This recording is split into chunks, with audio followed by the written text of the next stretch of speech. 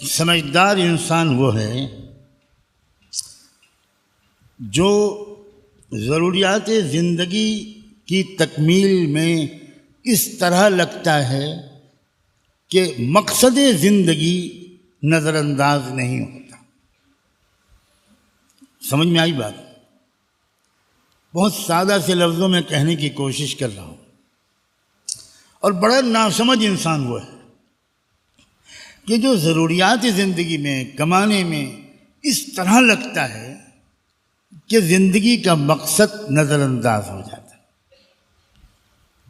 وہ کبھی کبھی مجلسوں میں اجتماعوں میں آ کر سننے کو ملتا ہے، لیکن اس کی اپنی زندگی میں وہ ضروریات زندگی کی مشغولیت اتنی ہوتی ہے، ذہنی مشغولیت بھی اور عملی مشغولیت بھی، کہ مقصد زندگی کے بارے میں سوچنے کا وقت ہی نہیں ملتا۔ کیا میں آپ لوگوں سے یہ کہہ سکتا ہوں جو یہاں بیٹھ کر سن رہے ہیں یا کہیں بیٹھ کر سن رہے ہیں، جو مرد ہیں یا خواتین، کہ کیا آپ سوچیں گے 2 منٹ کہ آپ کی زندگی ضروریات زندگی ہی میں لگی ہوئی ہے؟ زندگی کے مقصد کے بارے میں کچھ سوچنے کا وقت ملتا ہے آپ کو؟ کیا آج کل اکثر لوگوں کی زندگی، ان کا وقت، ان کی توجہ ضروریات ہی میں لگی گزر جاتی ہے؟ مقصد کے تذکرہ تو شاید ان کے ہاں اگر وہ کسی دینی مجلس میں نہ شریک ہوں تو کبھی زندگی میں ان کے کان میں زندگی کا مقصد پڑے ہی نہ۔ ہر وقت سوتے جاگتے چلتے پھرتے، صبح شام دن رات، بس صرف ضروریات زندگی کا مسئلہ ہے۔ ایک مکان، پھر دوسرا بہتر مکان، پتہ نہیں کیا کیا۔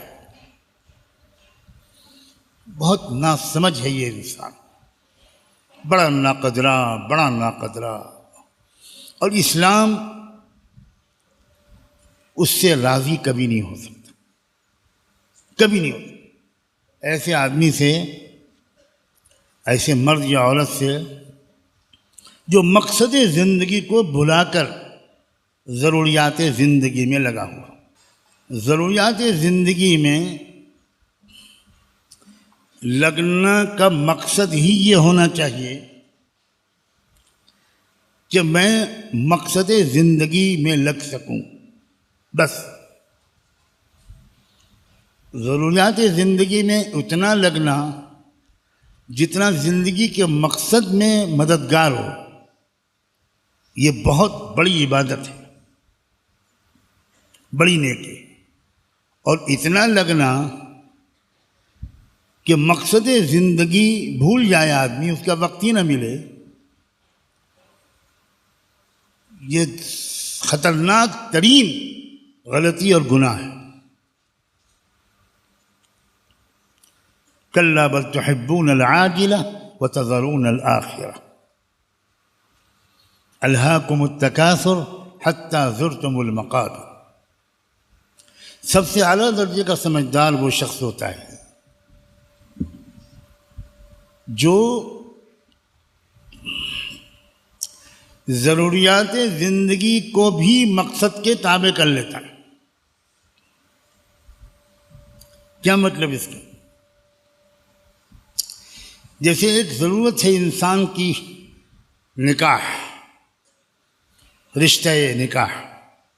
اب وہ اعلیٰ درجے کا سمجھدار ہے کہ جو رشتہ اس جگہ پر کرتا ہے کہ جس جگہ پر رشتہ کرنے سے اس کو امید ہوتی ہے کہ اس رشتے کے بعد، اس رشتے کے نتیجے میں مجھے اپنے مقصد زندگی میں لگنے میں اور آسانی ہو۔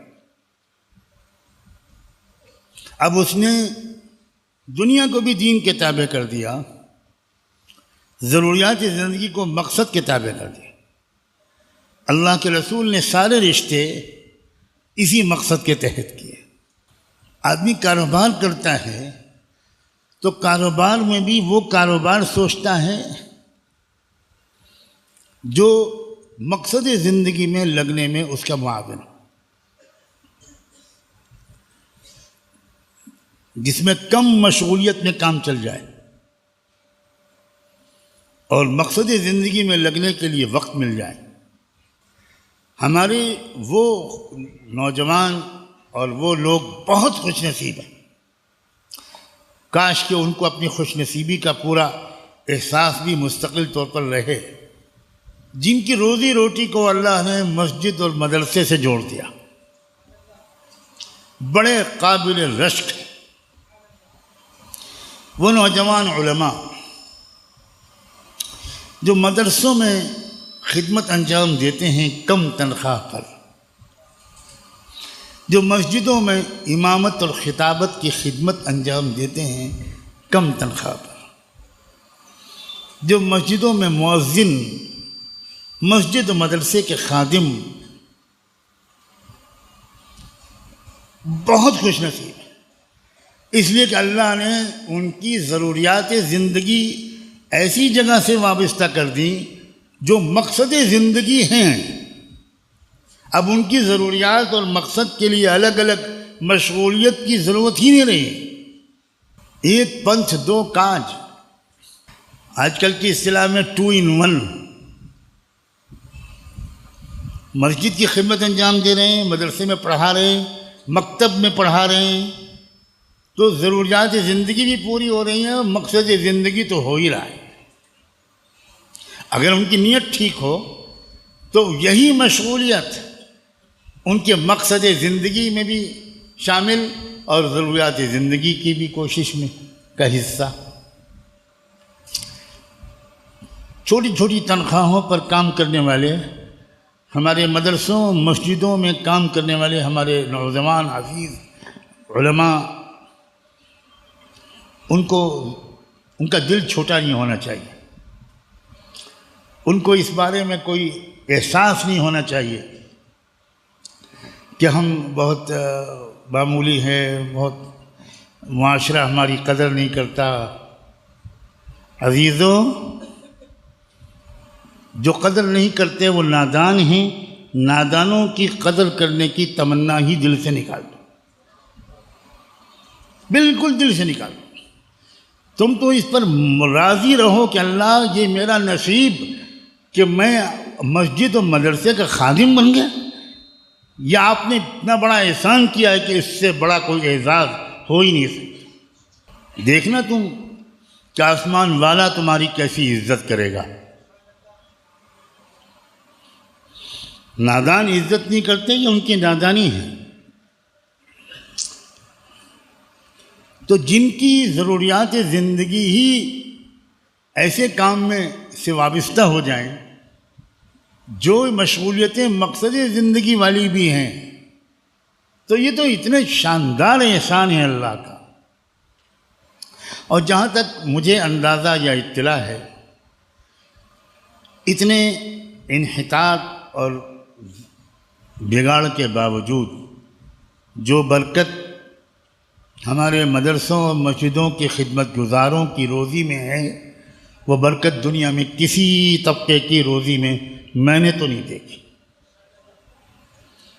لوگوں کو یقین ہی نہیں آتا کہ آپ کا گھر اتنے پیسے میں کیسے چلتا ہے، یقین ہی نہیں آتا۔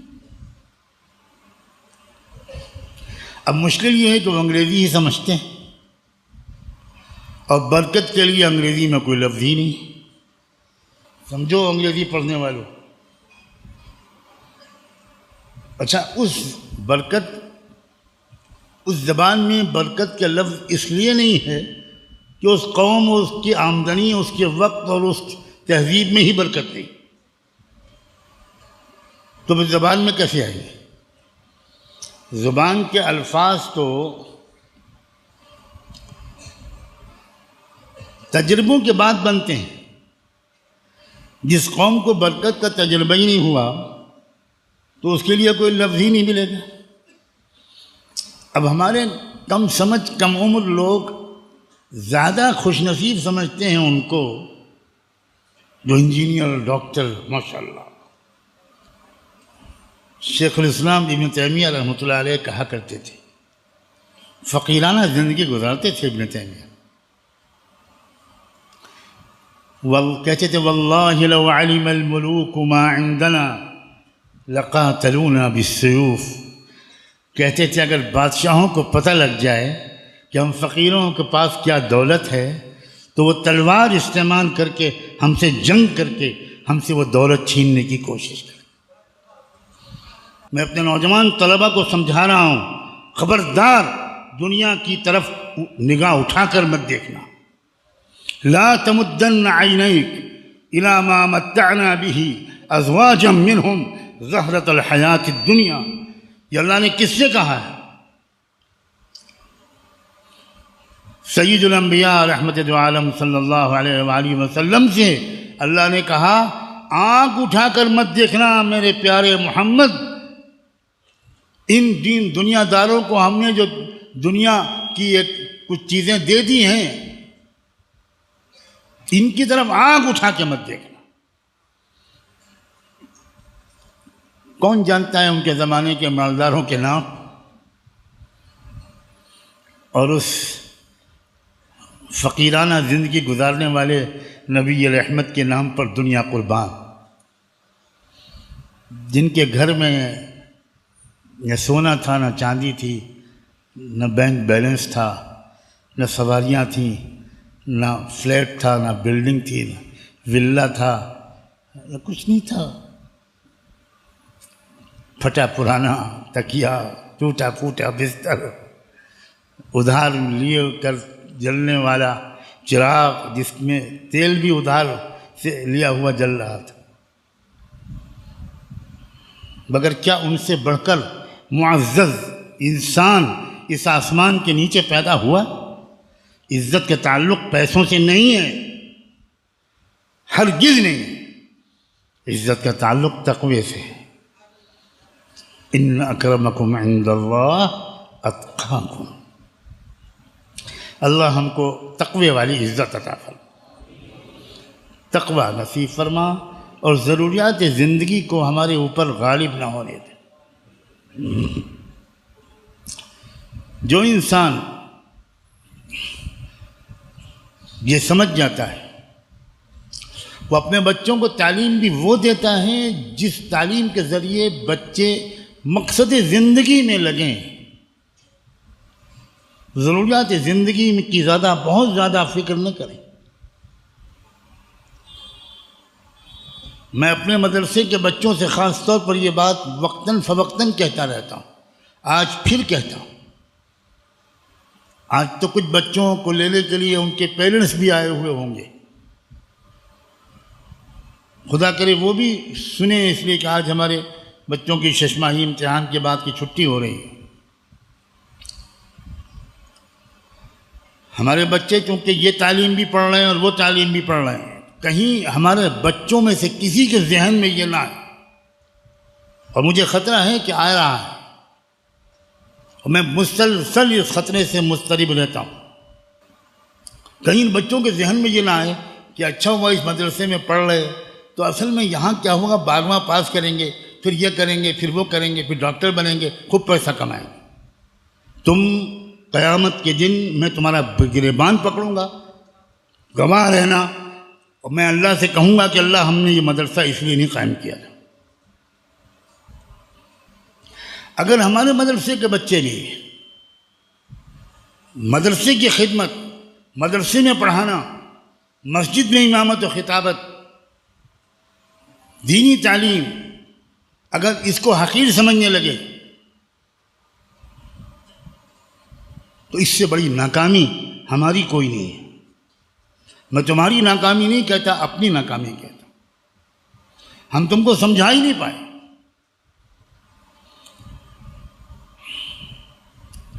تم نے علماء کو کسی ڈاکٹر کی خدمت کرتے ہوئے دیکھا ہے؟ اور تم روز دیکھتے ہو سینکڑوں ڈاکٹر ہمارے بزرگوں کی خدمت کرنے کو اپنے لیے باعث فخر سمجھتے ہیں۔ ہاں، اگر تم مدرسے اور مسجد کی خدمت کے ساتھ،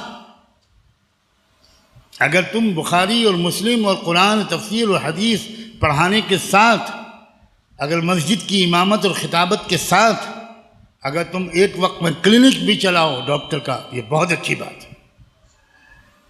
اگر تم ماہر قانون بھی بنو بہت اچھی بات ہے، لیکن مسجد اور مدرسے کو چھوڑ کر اور اس کو گھٹیا سمجھ کر اور دنیاوی چیزوں کو بڑھیا سمجھ کر لگنا، یہ میں قریب بکفر سمجھتا ہوں، قریب بکفر۔ وہ علم جو محمد رسول اللہ لائے تم نے اس کو گھٹیا سمجھا، تم نے اس کی خدمت کو گھٹیا سمجھا۔ یہ کفر اور شرک نہیں تو کیا ہے یہ؟ ہم ایسے ڈاکٹر، انجینئر، لائر بالکل نہیں پیدا کرنا چاہتے جو دین کے علم کی خدمت کو چھوڑ کر پیسہ کمانے کے لیے ان پروفیشنز میں لگیں۔ ہرگز نہیں۔ جو اس مقصد کے لیے یہاں آیا ہے اللہ کے واسطے یہ ادارہ چھوڑ دے یا اپنے مقصد کو ٹھیک کرتے۔ میرے پاس بھی ڈگریاں ہیں، میں انٹرنیشنل یونیورسٹیز میں لیکچرر بن سکتا تھا، مجھے آفر تھا بین الاقوامی یونیورسٹیز کی طرف سے، میں نام نہیں لوں گا، مجھے بار بار visiting professor of faculty lecturer کی حیثیت سے بلایا جاتا ہے، اب بھی بلایا جاتا ہے، میں کبھی نہیں جاتا۔ میں مدرسے اور خانقاہ کی بوریے پر بیٹھنا، جینا اور یہیں کی چچائیوں پر مرنا چاہتا ہوں۔ کوئی مقابلہ نہیں ہے دنیا کی یونیورسٹیوں کا ایک کچے چھپر میں چلنے والے مکتب سے، کوئی مقابلہ نہیں۔ اس مدرسے کو نسبت، ہر مدرسے کو، اس مدرسے کا مطلب مدرسے کو نسبت حاصل ہے صفہ نبوی، اس کو نسبت حاصل ہے سیدنا ابو ہریرہ سے، اصحاب صفہ، وہ نسبت۔ حضرت مولانا ابو الحسن علی ندوی کو کہتے ہوئے میں نے سنا کہ میرے لیکچر دنیا، امریکہ اور یورپ کی یونیورسٹیوں میں ہوئے، مجھے ان لمحوں پر فخر نہیں ہے، مجھے رائے پور کی کچی خانقاہ میں کی کچی چٹائی پر حضرت عبدالقادر رائے پوری کے سامنے جو لمحے بیٹھنے کی سعادت ملی، مجھے اس پر فخر ہے۔